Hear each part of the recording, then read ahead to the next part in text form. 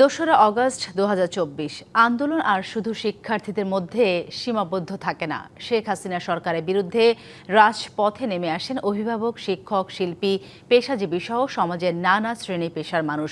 আন্দোলনকারীদের সঙ্গে আইন শৃঙ্খলা রক্ষাকারী বাহিনীর মুখোমুখি অবস্থান দেশজুড়ে গভীর উদ্বেগ ও অস্থিরতার জন্ম দেয়। লাখো মানুষের দ্রোহ যাত্রা কাঁপন ধরিয়ে দেয় ক্ষমতার মসনদে।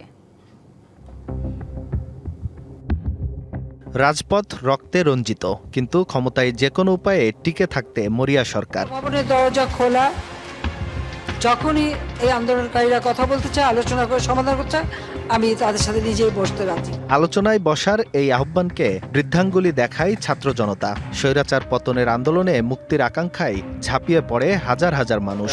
শিক্ষার্থীদের দমন পীড়নের জন্য শিক্ষার্থীদের যৌক্তিক দাবিতে মনোনিবেশ না করে তাদের উপর হামলা করেছে। ৩৩ জুলাই অর্থাৎ ২রা আগস্ট বৈষম্য বিরোধী ছাত্র আন্দোলনের ডাকে জুমার নামাজের পর ২৮ জেলায় অনুষ্ঠিত হয় প্রার্থনা ও ছাত্র জনতার গণমিছিল।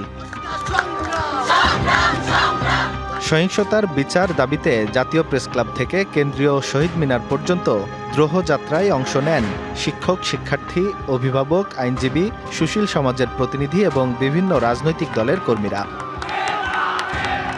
ধানমন্ডিতে সংস্কৃতি কর্মীদের ব্যতিক্রমী প্রতিবাদে সামিল হন সর্বস্তরের মানুষ। কালার এক্সপার্ট ডার্ক স্যাপ এবং মাইল্ড অন হ্যান্ডস টেকনোলজি সমৃদ্ধ অরিক্স অ্যাডভান্স ডিটারজেন্ট পাউডার, আপনার লন্ড্রি এক্সপার্ট।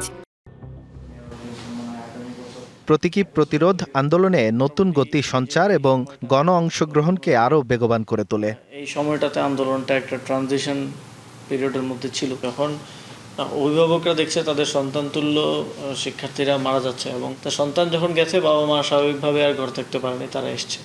আর এই যে দীর্ঘ সময়ের ফ্যাসিবাদী এই সরকারের যে একটা পতন হওয়া উচিত, এটা তো একটা কনসেনসাস মানুষের মধ্যে ছিলই।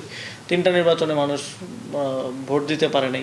দ্রব্যমূল্য বৃদ্ধি, ইকোনমিক ক্রাইসিস, সব কিছু মিলিয়ে একটা নাভিশ্বাস উঠে গিয়েছিল মানুষের।